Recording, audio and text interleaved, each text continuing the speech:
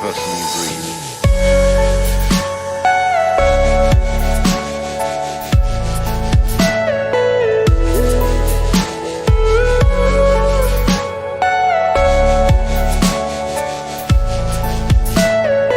Everything you know is in your mind.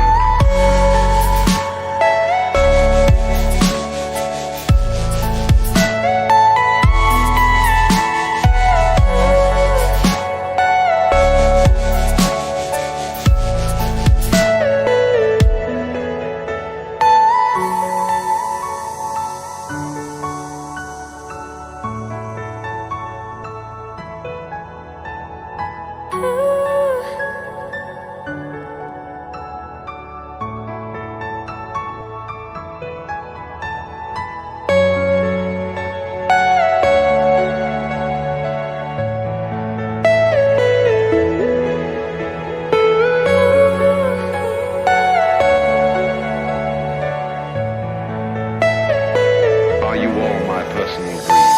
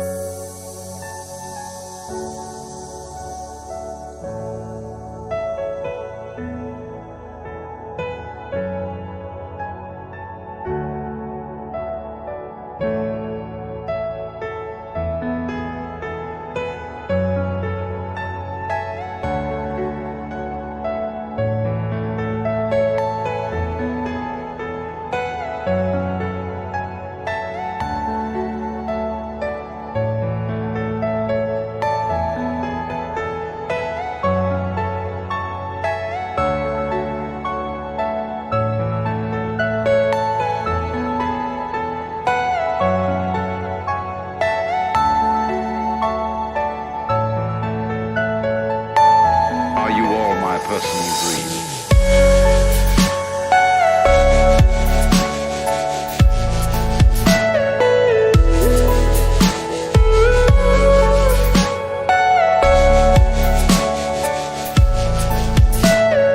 Everything you know is in your mind.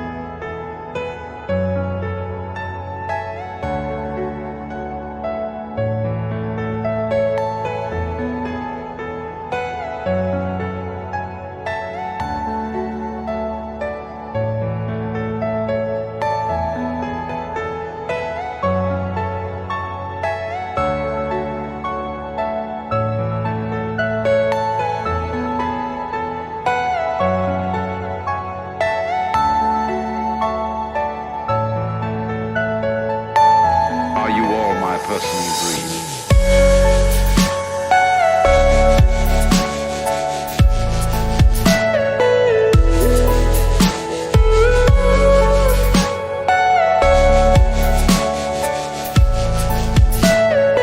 Everything you know is in your mind.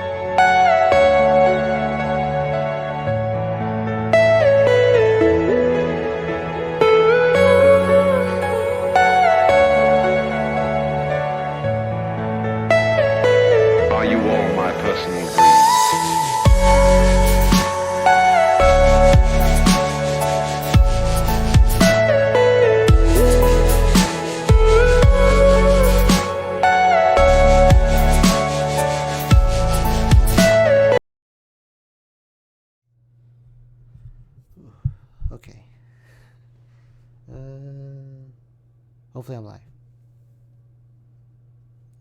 I think. Okay, am I? Whoop. No. No. Okay. Hello everyone. Nintendonurse back once again. Hopefully y'all are having a good day. Sorry for the long intro. I had to take care of some stuff real quick before I started. But yeah, so hopefully y'all having a good day today. It's Wednesday, hump day. So it's gonna be Halloween tomorrow. Definitely tomorrow's gonna be fun. And yeah, so we streamed already twice this week. Monday was Plants vs Zombies Battle for Neighborville. I still get that name mixed up. And yesterday we streamed Super Monkey Ball Banana Blitz HD. And today it was actually it was real fun yesterday. Thank you all for who joined. It was real fun. Definitely, we kind of just basically beat like half the game already. From yesterday. But it was real fun. Had a blast. Had much fun talking with you all. And yeah, but today, we're gonna be doing something different. And in regards to that, what I mean by that is we're not gonna play any games today, unfortunately. So if this is kind of like what you came here for, yeah, today's not gonna be basically about games. In other words, but yeah, so today we're gonna be kind of dealing with more mental. We're gonna be kind of bringing back the discussion of mental health, and it's been a while since I think I've even talked about it. Yeah, I'm gonna say it's maybe been, I think, 2 weeks since I've actually done a discussion on it. And there's been a reason why, because for this unit, it's actually a little bit longer than the previous ones. But today, so today, after I guess the break of abnormal psychology, we're gonna bring back that discussion and just talk about what we kind of continue where we left off almost. So unlike previous times, or unlike previous disorders, it's this week and next week, especially next week, it's going to be, I guess, the most serious type of disorders that the serious type of disorder that we'll go over is next week. But today will probably be the most second serious type that we'll cover. And I'm not saying that the other ones aren't not as bad or not serious. It's just that they kind of a little bit more faster to treat, if that makes sense. Whereas today and then next week, it's it takes time. It really does take a lot of time, a lot of effort, and a lot of help to kind of get back to normal. But anyway. So yeah, so today that is what we are going to do. So of course, like always, I always have, let me just double check. I think I have my ebook open. Hopefully I do. Oh, yes, I do. Okay. So yeah, so kind of like how we did last time. And I think the last time last topic we talked about was eating disorders. And I actually kind of like the way how I talked about that. So I'm gonna follow along with that. I guess the way how I talked about it from here on out. But yeah, so we're gonna do that, and we're gonna follow that same format. But what's interesting about depression, and which that's the topic that we're talking about. If you don't know, what's interesting about this is that they're kind of broken into 2 chapters. One of them is kind of just like describing what each what it is, and like the causes, and basically that and the causes. And then the other chapter itself, it's kind of the treatments on its own. So the way how it is, it's kind of broken down into 2. I'm guessing because it is a little bit extensive, which from reading this past weekend about the treatments, it does kind of go into a little bit more details. which I think this topic may be a little bit more specific than I'll need to get into. So of course, if anyone does have any questions, do let me know. Um, and obviously, I'll try and explain as much as I can. If you need help. However, again, for those of you who are new, because I know I got quite a bit of new subscribers yesterday. This is not to be implemented, like kind of like what it says in the description. It's not supposed to be implemented as medical advice. Um, Not all of this is just more like opinions and open discussions regarding what it actually is, and kind of talking about like kind of give you my feedback or like my response as to what it actually is. So it really is. So it's kind of to help, I guess, to kind of bring some awareness at least to others on what each mental health disorder is, and so far it's been pretty good. Again, we've kind of talked about already anxiety disorders, stress disorders, and eating disorders. So now we're kind of doing depression, and then I guess to kind of uh, not to jump too far ahead, but next week we're going to talk about suicide. Um, and yeah, that'll probably be the most baddest, well, not baddest, but it'll be like the most deep discussion that I'll probably do with you all. But it's gonna be these next two sections or topics that we're gonna talk about. It's gonna be the most specific and probably the most seriousness regarding abnormal psychology. But anyway, so yeah, that's kind of to give you all like a little bit of intro to who's brand new. Again, obviously I do focus on gaming, but since I'm just by my title of the channel, I do kind of like to talk about certain medical stuff.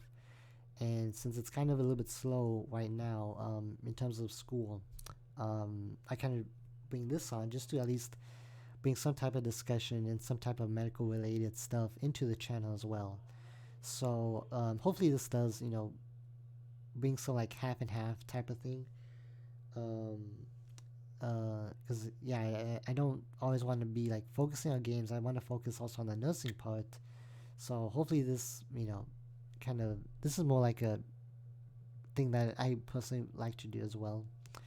But anyway, so yeah, so we're gonna get started with depression, and also these chapters, sections, it also kind of deals with bipolar disorders. Although with bipolar, it's only like not even 6 pages in total, combining the both chapters where they talked about it, which it's kind of interesting because I thought it'd be a little bit more longer than that.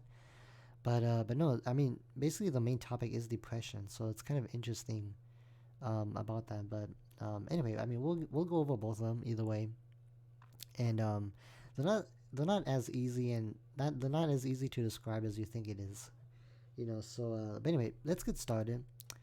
So the way how I like to start off the chapters now is kind of read like a well, not a case. It's called a case study, which is kind of gives you like an idea of what the patient is going through um, while they go through that disorder.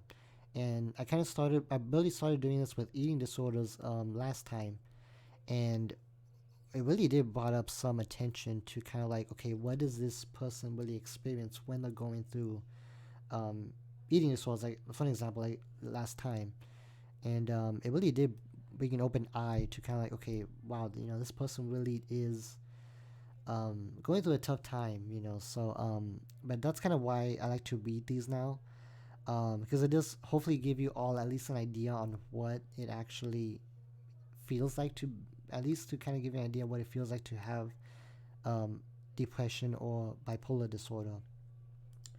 But yeah, so we're gonna go ahead and start off with that case study. And I kind of like to read all of it, just so y'all can get like an idea. But yeah, hopefully let's get started with this. So obviously a quote, starting quote here. The first conscious thought that all was not well with me came when I was 22. I had been living in Los Angeles for 2 years, working various temp jobs while trying to establish myself as a writer and a performance artist. Out of nowhere and for no apparent reason, or so it seemed, I started feeling strong sensations of grief. I don't remember the step by step progression of the illness. What I can recall is that my life disintegrated, first into a strange and terrifying space of sadness, and then into a cobweb of fatigue. I gradually lost my ability to function. It would take me hours to get up out of bed, get bathed, put clothes on. By the time I was fully dressed, it was well into the afternoon. When I went out into the city, I'd always become disoriented, often spacing out behind the wheel of my car or in the middle of a sentence. My thoughts would just disappear. I'd forget where I was driving to, the point I was about to make a conversation. Um, it was as if my synapses were misfiring, my brain off killer. A simple stroll to the coffee shop down the block overloaded my senses. Sounds of feet shuffling on sidewalks, honks from cars, blinking of traffic lights, loud colors of clothing, it was all bewildering. After a while, I stopped showing up at my temp job, stopped going out altogether, and locked myself in my home. It was over 3 weeks before I felt well enough to leave. During that time, I cut myself off from everything and everyone. Days would go by before I bathed. I did not have enough energy to clean up myself or my home. There was a trail of undergarments and other articles of clothing that ran from the living room to the bedroom to the bathroom of my tiny apartment. Dishes from decaying food covered every counter and tabletop at my place. Even watching TV or talking on the phone required too much concentration. All I could do was take to my pallet of blankets and coats positioned on the living room floor and wait for whatever I was going through to pass. As it did, slowly, the problem is that there is no telling when, like I guess inner quote or inner second quote, depression will go away or for how long it will stay gone. During the time I was laid up in my apartment making huge efforts to do simple things like brush my teeth and pull open the curtains, people had traveled, landscapes had changed, the world as I had known it before I surrounded and crawled into bed was no more. There was no escaping that episode without acknowledging that something extraordinarily had happened to me. Ordinary folks just don't hold themselves up for the weeks on end without bathing, walking, reading the newspaper, talking to friends, or watching TV. Deep down, I knew that something had gone wrong with me, in me. But what could I do? Stunned and defenseless, the only thing I felt I could do was move on. I assured myself that my mind and behaviors and the behaviors it provoked were well within my control. In the future, I would just have to be extremely aware. I would make sure that what happened did not happen again, but it did. Again and again, no matter how aware, responsible, or in control I tried to be. Each time, I chastised myself for not paying attention to my emotions, for allowing myself to sink into such disgusting depths. Each wave of depression cost me something dear.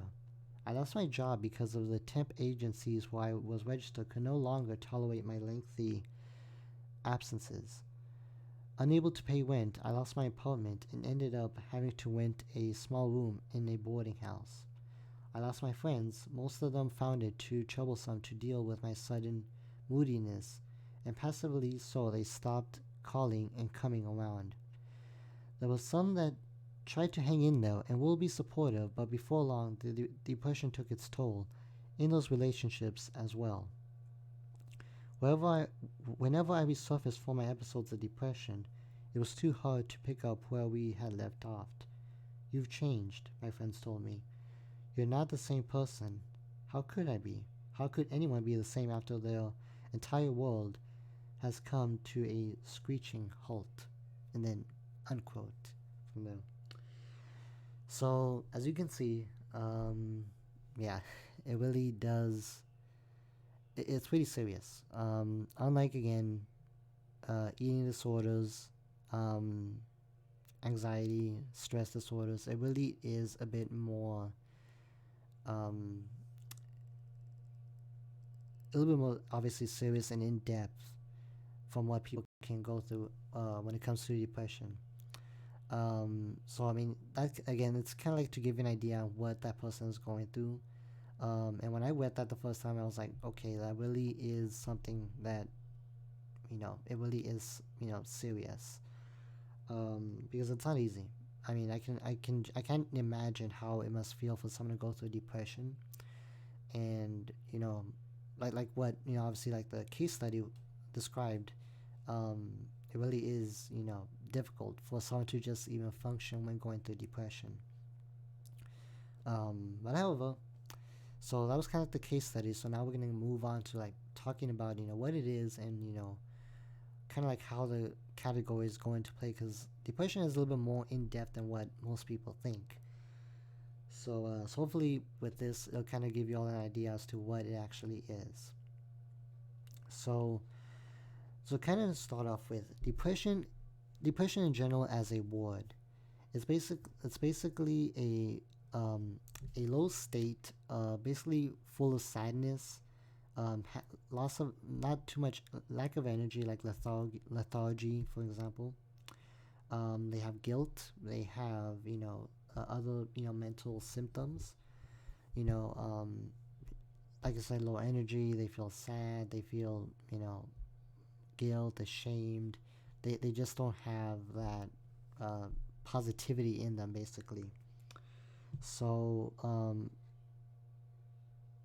basically, and this kind of goes into bipolar disorder.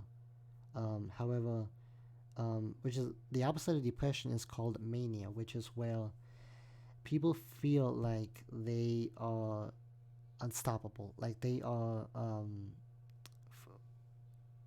they have exaggerated belief where and nothing can stop them, nothing can hurt them, that they have life in them.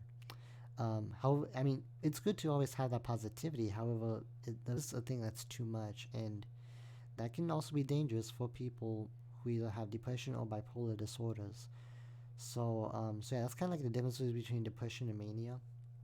So if you go into um, different, so now we kind of go into like different depressive disorders, and basically there's different groups of them. So the first one is called uh, unipolar depression, or well, they basically have no like mania or basically excitement, like over excitement basically, and they basically have normal moods when the depression is gone. Um, so yeah, kind of like basically just periods of depression without episodes of mania, and they basically return back to normal from like I mentioned. Now with bipolar disorders, that's where it kind of ties into both. Well, people both have depression and mania combined. Well, it's basically one after another. They could have an episode of depression one day, and then the next day, they can have a mania episode, and that's what kind of like interplays between both to create a bipolar disorder. Now, again, bipolar disorders, well, bipolar in general, it kind of, I guess, has this feeling where people, I guess, get this stigma where a person has like an attitude like from 1 minute and then the attitude to the next. And while that's in a way true, it's not that excessive or that that frequent. At least from what I've read. Again, bipolar disorders happen from one day to the next, but not from like 1 minute to the other. Um, but yes, so basically that's kind of what they call bipolar disorders, what it takes into play. So we're gonna skip forward ahead a little bit because I don't want to go into too much. Oh dear. Okay, I think I got. I don't know why actually kind of logged me out of here. Okay, let me go back to my book. For some reason it logged me out for the ebook. I think because you can only have, I guess, one tab open of it. So we're gonna start with. Okay, now let me go back. But yeah, so I mean, as you can tell probably already, that depression is a bit more serious in terms of like people's moods and people's feelings. It's really not easy like, I mean, it's not easy to, I guess, even describe than like anxiety or stress or even eating disorders, because depression is kind of, it's even a little bit harder to, I guess, to even identify from what it looks like. No, I'm trying to get, oh, here it is. There you go. Okay. So, so basically starting off with the unipolar depression. Um, now we've all had sadness. Don't get me wrong. We've all had sadness. We've all had times of grief. We've all felt tired. We've all felt we've had bad days, and it's all normal. Believe me, we all had it. For example, let's say you had a tough day at work, or you may have heard maybe some bad news recently. We all get sad, and that's completely normal, like everyone, like everyone else, because we're all human. That's what emotions are for. However, for people with unipolar depression, they tend to have a little bit more. It kind of basically takes it. It's a little bit more serious, where it kind of takes more time to kind of get over that mood, and it does affect their daily lives. Um, Now, basically, when we go into it's kind of like basically psychological pain mentally. It kind of overwhelms people, and it kind of just takes a toll over the lifestyle. Um, Even though they kind of get out of that eventually, it's a lot different from regular sadness, because it really does take a long time for them to recover, and from that long series of long episodes of pain and grief and fatigue, it really does drain them out of their life. Um, so yeah, that's kind of why it's a bit serious towards than just regular sadness. So basically, to kind of give you, I guess, okay, yeah, I can actually tell you right here. To kind of give you, I guess, an idea. No, wait, no, that's not what I'm looking for. I was trying to give you all an example of. Okay, yeah, I was trying to give you all like at least some statistics in terms like how many people have unipolar depression. Um, yeah, I actually can't pull that up right now, but from what I know is that at least, okay, well, actually, yeah, okay, here it is.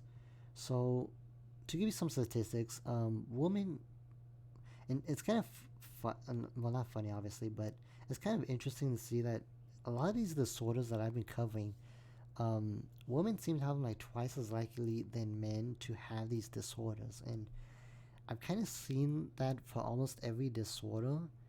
Um, yeah, I think I've seen that for almost every disorder. Definitely, I know for anxiety and eating disorders was some of them. I'm not sure about the stress disorders. I can't really remember on that one. But yeah, depression, unipolar depression is likely to happen as well, twice to women than men. Which basically is, it's kind of interesting when you think about it. Now the good news about that is like 85% of people who have it, they do tend to recover, obviously with help or with assistance. So I mean, it's always a good thing that for the most part, people do tend to recover from that. So going on to the symptoms of unipolar depression, it kind of goes into different classes of symptoms, and showing out. Oh, surprisingly, it actually does break down into different than just like the normal sinus fatigue and all that stuff. So, for example, the first one is emotional symptoms. So with emotional symptoms, people are always they feel miserable, they feel empty, they feel like there is no life, like no purpose between them. They always feel like you know, they don't have like a sense of humor, they don't have a sense of happiness. They just feel this whole dark hole of sadness within them, and from there they tend to always have that feelings with them. Let me see. I'm sorry, I'm gonna have a quick thing to get to. Okay.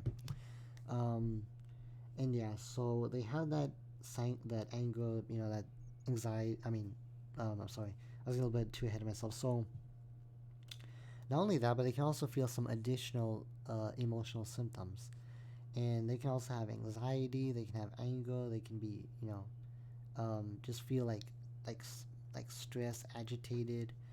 And the reason why, because of that, because obviously mixed with sadness and the empty feeling, it can cause them to have more types of emotions, well, more negative emotions, and combining it to that, it really does bring them into an episode of unipolar depression. So okay, so actually here's another example. One, like, I guess like another like, well, this is a smaller case study, but a small like example of what a person feels like. This is an example of a person through the mornings. Every time the depression was like awakening. So I'm gonna read that real quick. So quote: Nights I could handle. I fell asleep easily. And sleep allowed me to forget. But my mornings were unmanageable. To wake up each morning was to remember once again that the world by which I defined myself was no more. Soon after opening my eyes, the crying bouts would start, and I'd sit alone for hours, weeping and mourning my losses. So yeah, that is a bit more, and unquote, sorry. Um, yeah. So again, unipolar depression does not always have to be like 24/7. It can also be just in some periods of time throughout the day, and people can be fine, like for example, in the morning or at night, like the example I just talked about. But then when that part of the day hits, again, it can really take away the normal function, and then it just hits them again. So not only emotional symptoms come into play, but also motivational symptoms. So they kind of, obviously, kind of like what the name itself, they kind of lose the motivation. Well, they lose the passion to kind of pursue, the usual activities. They lose interest in what they like. They lose interest in what they like to do. They kind of, I guess, tied with emotional symptoms. They just don't have that desire anymore. Um, and basically, they kind of also, and basically with that no motivation that they have to basically force themselves to either go to work, be with friends, eat even, or even have, well, I won't say that word obviously, but it's a little bit, they won't have any intimacy with the partners if they do. Um, However, obviously, again, it kind of just goes back into emotion. Well, if they don't have, the desire, it really does kind of make it hard for them, and from that, it can really go back into kind of like ties it all together, basically. So actually, here is another sample from like a person with social withdrawal from a unipolar depressive episode. So quote: I woke up one morning with a knot of fear in my stomach so crippling that I couldn't face light, much less day, and so intense that I stayed in bed for 3 days with the shades down and the lights out. 3 days. 3 days not answering the phone. 3 days not checking my email. I was disconnected completely from the outside world, and I didn't care. Then, on the morning of the fourth day, there was a knock on my door. Since I hadn't ordered food, I ignored it. The knocking kept up, and I kept ignoring it. I heard the sounds of keys ruffling in my front door. Slowly, the bedroom door opened, and and in the painful light from the doorway, I saw the figures of two old friends. Terry, are you in there? Unquote. So that is again basically from the motivational symptoms example, and yeah, like I mentioned, people with unipolar depression literally just, they can either just lay down, like you just not do anything, be stuck in the same household, feel sadness. They just have no motivation to do anything else, and it really does take a toll in their lives. Um, and it's definitely not fun, or not something to really be considerate about when it comes to that. So and of course, uh, this is, I guess, like a little bit of a, I guess you could say, teaser for next week's discussion. But basically, to kind of escape from life's challenges, and since people have to force themselves to do life, to do basically life, some people do escape doing those challenges by, of course, attempting suicide. And which I haven't read that chapter yet, which I'll be doing it this weekend. But some now, and of course, depression kind of makes people want to do suicide because that way they could, escape life's challenges. They feel like at least that way they won't be a burden on others, and they kind of at least take away from that feeling of guilt, and they think it's a solution to um, fix those issues. Um, and surprisingly, people like probably up to 15% of people who suffer from severe depression, they do commit suicide. So that's something to, I guess, keep in mind for next week's discussion, because yeah, next week it's gonna be a little bit more in depth in terms of suicide. So not only is emotional and motivational symptoms happen, but there's also behavioral and cognitive symptoms. Now, I'm gonna kind of because I know cognitive sounds like a little bit of a different, bit of a different word, but I'll explain as I go. As far as behavioral symptoms, so they kind of obviously for people who don't, who are depressed, they are less active.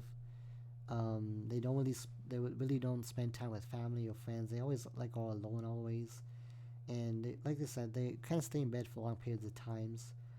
Um, and then they also try to, they kind of even have like, since the behavior is kind of so misshapen, they also tend to kind of speak and even act more slowly than they need to. So, in other words, they literally do tend to talk like more.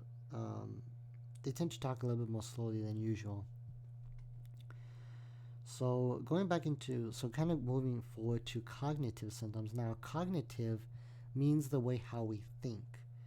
Um, yeah, kind of how the way we think, kind of how the way we process our thoughts. Um, yeah, to kind of give you like an idea, that's the way how we. That's what cognitive means. How the way we think, how the way we process our thoughts, our ways of what we think about ourselves. And for people who have depression, they always have negative views about themselves.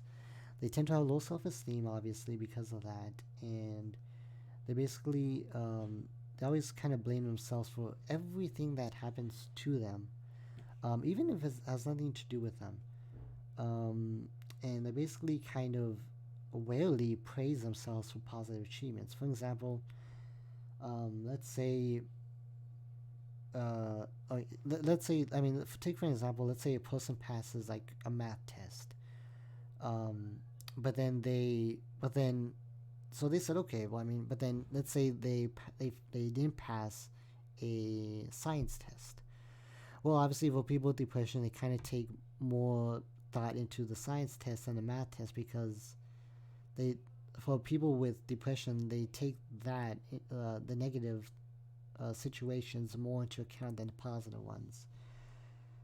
So that's kind of one way, kind of cognitive, how they think about themselves in that. Um, so I'm not gonna. No, let's not talk about that. People conjectural ability. Uh, well, I guess I can briefly talk about this one. So basically, people with depression, they also tend to, like the thoughts in terms of like memory, it tends to not function correctly.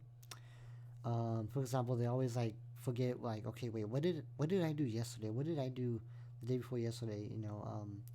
Or they seem to get like very easily distracted in terms of like doing stuff.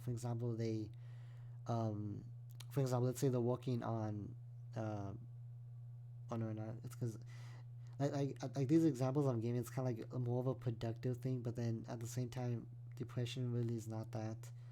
Um, yeah, I really can't give like examples in terms of like the depression, or being productive. But yeah, they tend to get easily distracted, and it's kind of, you know, understandable because they always forget. Okay, what are we doing? Because the cognitive function is not doing very well. Now the last one, I think it should be the last one from what. Yeah, okay. So the last one of unipolar depression is physical symptoms. Not just like obviously the name itself, it happens physically within the body.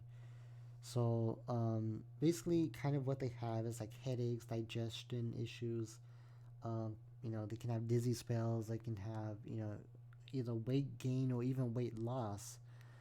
Although if it's weight loss, it kind of does tie into the eating disorders possibly because from the lack of eating. But again, yeah, they can have weight gain. They can even have pain. Obviously, whether it's like maybe a certain body part like the back, which yes, surprisingly enough, depression or even stress can have situations on physical pain. For which again, it's interesting. And of course, like I mentioned, like appetite can be happen. People can sleep less. People can sleep more. Of course, it just depends on the person themselves because it's the own way of coping with. Well, in the own way, it's the own coping of depression, from their own opinion and standpoint of view. So also going by that, I think there was another example in terms of the physical symptoms, which actually let me look here real quick. Oh yes, so here's the pattern. So here's a person of a pattern of how they slept, and of course her name is Terry. I think it's the same person before, but let me so quote. At first I didn't notice the change. Then things got worse. I always hated waking up, but slowly it was turning into something deeper. It was less like I didn't want to wake up, and more like I couldn't. I didn't feel tired, but I had no energy. I didn't feel sleepy, but I wouldn't have welcomed sleep. I would have welcomed sleep with open arms. I had the sensation of a huge weight, invisible but gigantic, pressing down on me, almost crushing me into the bed and pinning me there. So, and unquote. So basically, as you can see, it's like they have like this invisible force that just makes them not want to get out. Like like it makes them want to stay where they're put, because of this unipolar depression taking a toll on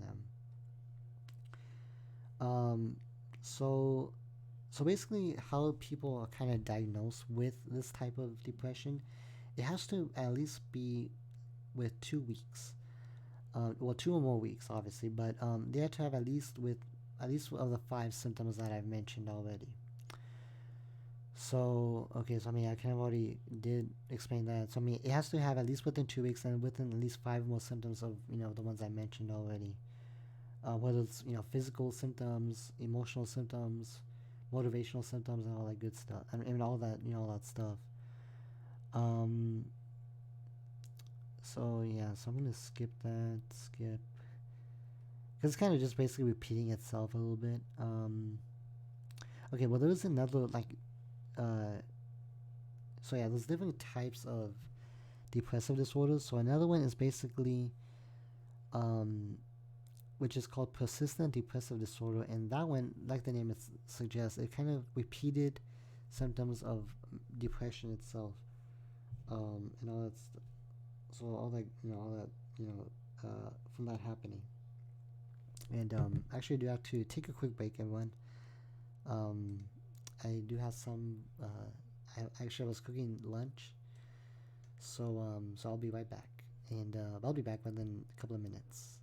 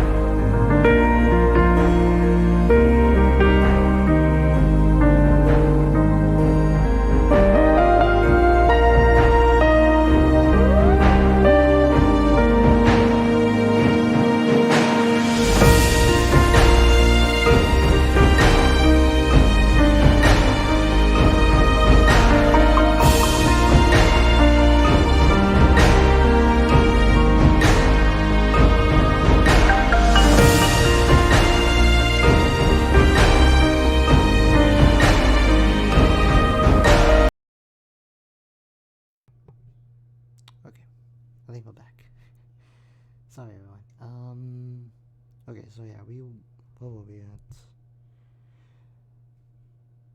So yeah, so I had to just put lunch in. But anyway, so we were talking about the persistent depressive disorder, and so yeah, so it's basically, obviously, I think I'm not sure if I already mentioned this, but yeah, basically repeated episodes of depression, and it always comes, back basically in a short period of time. And then there's another type of depression disorder which is called premenstrual dysphoric disorder. Um, basically, people who have depression before a week before menstruate. Women who have depression a week before menstruation, which it's kind of since it, although which is kind of interesting when you think about it. Um, but yeah, so that's another type of depression disorder. So kind of going forward again. So what causes unipolar depression? Well, there's a lot of stuff, but I kind of want to at least. I don't want to go into, I guess, like too much details on this. It kind of doesn't really. Yeah, because for me to kind of explain this, it'll be a little more difficult in general. Um, I will probably say, so basically one way is through biological factors, and I'm not gonna read through all of this. Um, I'm not gonna explain all this because yeah, it would take me a long time for me to explain it. But basically, what it means by biological factors, it kind of means basically like within like our brain or within our nervous system. Because biological means like within our body, within our body systems, and of course like the nerve, our brain, our nervous system, even our immune system can be affected, which can cause unipolar depression. And of course, those also basically there is a one called another type of cause, which is from basically like our childhood, which again is kind of is a little bit hard to explain, but so kind of like it's like when you lose someone when you're young, it kind of brings up depression when you grow older, and they kind of call it psychodynamic because it's something that kind of triggers from a past memory, for example. And that's kind of an example, one reason why it is like that. And then moving forward, well, actually, no, let me see if this is a good thing. No, it's not, no, I don't want to. I'll read about that one. Okay, then those, well, trying to read over here real quick. Let's not do that one.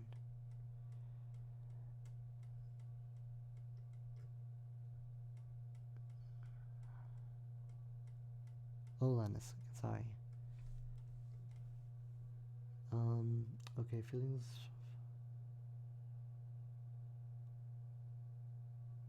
Okay, well, this is actually good. Another like.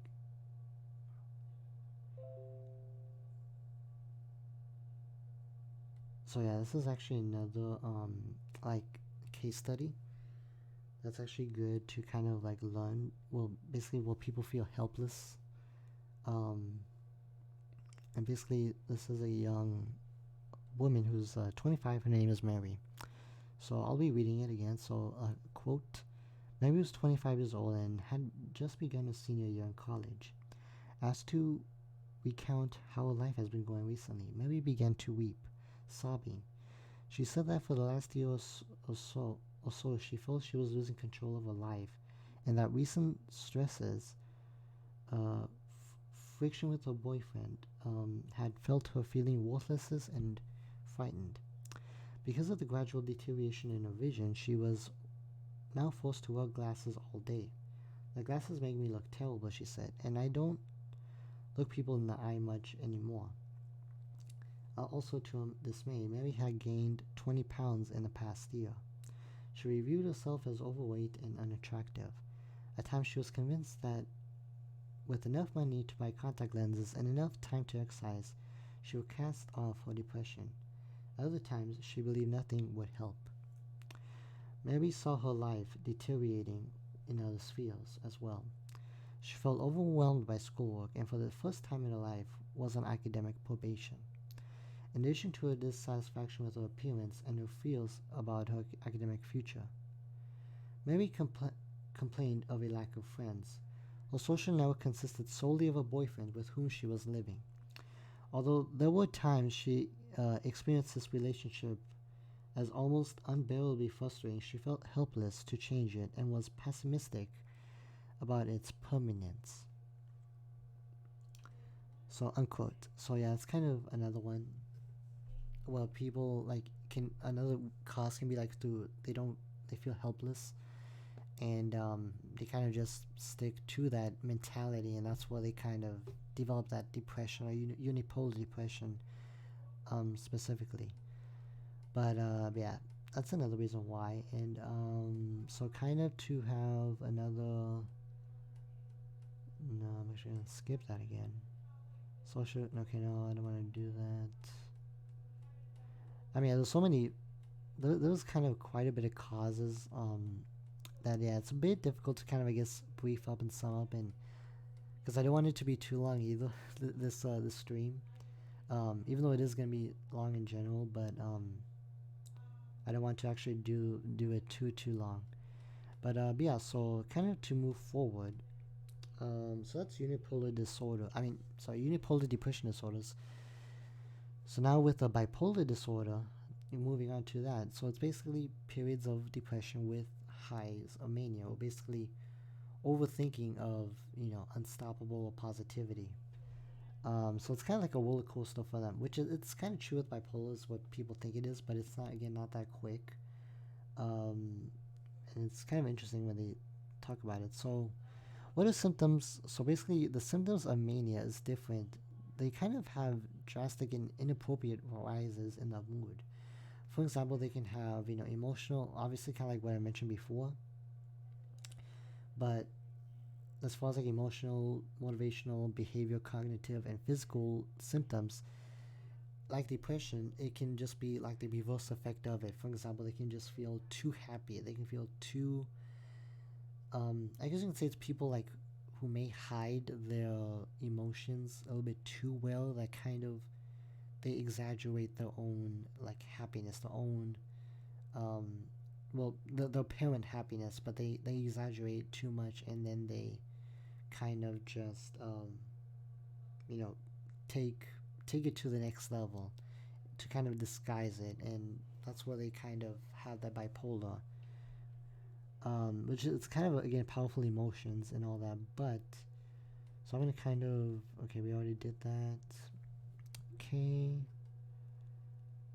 So yeah, so again, it's kind of like the same thing with the depression symptoms, but they kind of just opposites of what it's mania. And so people who how to diagnose people with bipolar disorders, it's they always kind of have, so obviously they always have like a high mood, activity, or even energy.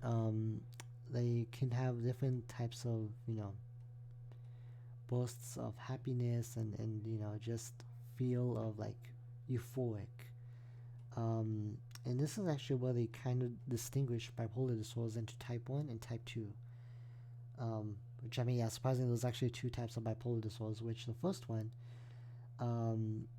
they basically have weeks followed by a period of sadnesses, followed by in turn of depression. So kind of like, well, they feel weeks of happiness, but then they have a wellness, like I guess a general like normalization of their lives, and then they have depression afterwards in the end. It kind of just goes in a similar pattern for type 1. Now type 2, over the course of time, so basically they kind of just switch one between depression and mania over a period of different pounds of time. Um, so of course it kind of does get worse as time goes by if they don't treat it. Um, and yeah, that's kind of why it's good to always have it diagnosed as soon as possible for people who have bipolar, whether it's type 1 or type 2. Um, but yeah, that is what it is in terms of, So again, the causes of bipolar disorder is a bit from hard to explain, but basically the main reason, to kind of sum up, it has to do with the way how our brain functions and the way how we think. Well, not the way how we think, but how our brain kind of functions and is structured. Sometimes again with our nerves and our spinal cord, the way how they think, it can cause the way how we feel within bipolar disorders. So to kind of continue, so now that's kind of like the brief summary of the first chapter. Now with the second chapter, it's all about treating the disorders.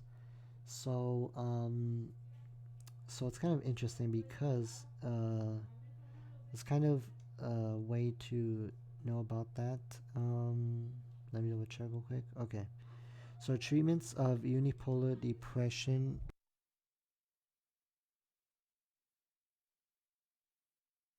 Okay. So it's kind of interesting because there's obviously there's therapy. There's always therapies to kind of treat depression. And of course, therapy is definitely an essential one to kind of talk about it. There's behavior therapy, there's cognitive therapy, and to kind of go over like each one. Again, it's a bit too specific for now, and also I don't think I have too much time left. But I do kind of want to go everything real quick. So yeah, therapy is like one of the most types of treatments for depression, and it pretty is effective. And while it is like it does take time, obviously it'll take a series to months to even years to kind of get over depression. It is a pretty good way for someone to recover from it. So yeah, so to kind of go also from, well, that's kind of still the same with therapy over here. Let me continue. I think the next one should be actually physical. Oh no, it's actually just another form of therapy. Okay, yeah, here it is. Yeah, so another one is basically through biological treatments, which is by the way you say it, by the name, it obviously kind of goes through different types of means of physical treatments, whether it's like medication, whether it's type of different types of procedures. It really does depend on all that stuff. One, for example, is called ECT, or electroconvulsive therapy, where they kind of, and if it's the one I'm actually if it's the one I'm thinking about, okay, yeah, it is. So basically, to sum it up, it kind of like where they attach like electricity to the people's foreheads, and they kind of put them in a seizure type situation, where so that way in periods of time it takes away that depression. And surprisingly, it has worked, but and even though it's kind of changed now for the better, where it kind of has like better in terms of like the patient's experience, where they kind of put in anesthesia, they give a muscle relaxer, so that way during the seizure they don't like jump around that much. Which again, if you all don't know, seizures as well, the patient just has uncontrollable body movements in a short amount of time. But again, even though that is an effective way of treatment, they kind of don't use this attempt that much anymore because of like the controversy in terms of the safety nets, which I mean I personally agree on that one. But of course they kind of sometimes do use it in the in case for the worsening parts of unipolar depression. And surprisingly, a lot of these physical, I all these biological treatments, they were caused by accidents. So it's like, okay, it's weird because I mean, obviously it's trial and error, but it's weird that they were all basically all of them were done by accidents. Um, but so yeah, going to the next treatment, those obviously antidepressant drugs, and of course there's like Prozac, there's SSRIs, there's I'm actually gonna be real quick. There's Zoloft, you know, Love, Lovox, different types of bipolar. I mean, sorry, uh, antidepressant drugs. So yeah, it's always like a little different for each one, and I mean, it just depends how each patient kind of reacts to each type of medication. Because of course, there's always some side effects with any medication, but with antidepressants, it's a little bit more on the controversial side because it can actually either worsen the symptoms or help it, which actually kind of a lot of people kind of have that situation where is it really like necessary to prescribe antidepressant? Which, from what I've read, it says that it's best to have both, only because it seems to have a better if you add both medication and therapy, it kind of has a better effect than just having one or the other. And in a way, it does make sense. While yes, it's not always to be good to taking medication, it's always good to always have that backup idea, or always have those combinations. So that way, it can benefit from both sides. Now that's actually obviously the biological. Now there is I don't think there was any other type of treatment here. So now well, I kind of already talked about that. How like it's best to kind of have both combined because of that reason. So yeah, hopefully that is the case for that. Um, and yeah, so I think the last one is just bipolar disorders, the treatments for that. Sorry, everyone. So for treatments for bipolar disorder, it's kind of the same thing, although there's like there's like anti-bipolar drugs, where it kind of talks about kind of just obviously kind of stabilizing the moods of people with bipolar disorders. And of course, there's like mood stabilizers, which is also some type of like medication, theories. Um, and the effectiveness is pretty good. Mode of operation, they always try to no, that's not one. And then of course there's also therapy. That's an option.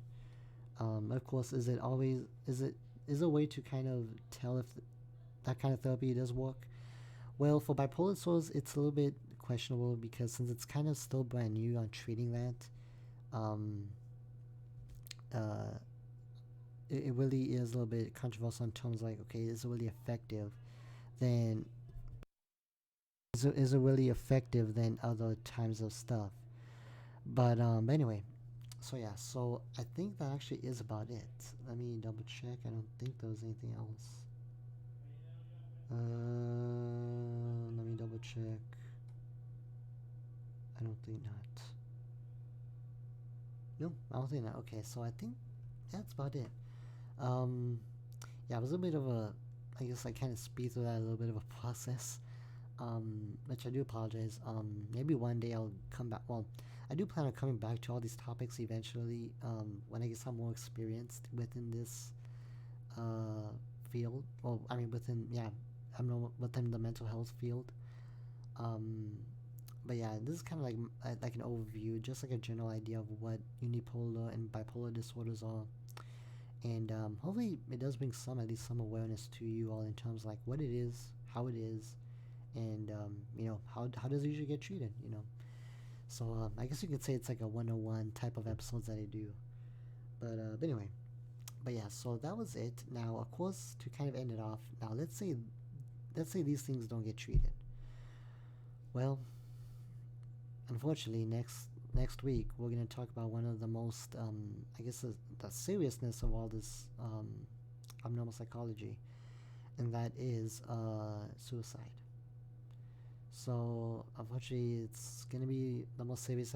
I guess the most serious stream I probably do in terms of this series. However, it's gonna hopefully it does bring some awareness to it, because I think it will benefit other people in some way. But yeah, hopefully it does make some benefits to that. But anyway, so yeah, so that is a good. So I think that's a good way to end off there, to kind of, I guess, give you an idea on what the next episode is. But yeah, hopefully everyone liked it. I know it's a bit short. I did kind of speed up when I got back, but actually I do find out that I have an appointment right now, and some other calls to do real quick, because I do have to take care of some other stuff regarding school, because of course things happen for a reason in terms of unexpected. But either way, hopefully that at least does still give you at least an overview of what depression and bipolar disorders are.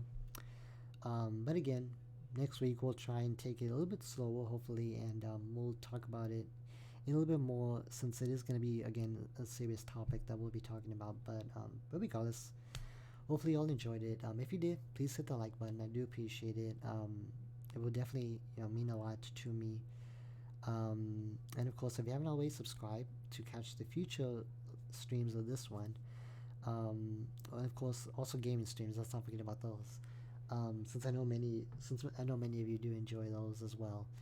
But yeah, tomorrow we're actually going to be playing Luigi's Mansion 3, and it's going to be Halloween, so it's going to be a fun day. I'm probably going to do it, well, no, because I'm actually going to get it actually delivered. So hopefully by tomorrow evening, hopefully not too late. Well, if it's actually late, that'll probably be a good Halloween thing, but I don't want to do it too late either. What's the next day? When it's not Halloween anymore, but hopefully we can do it in the early evening, early night type of deal, to have the set mood. Will I dress up? Well, you'll have to find out tomorrow. But but yeah, hopefully y'all like this stream again. Yeah, if you haven't already subscribed, and of course if you want to follow social media to keep updates, links are in the description as always. But yeah, I do appreciate you all very much. Thank you for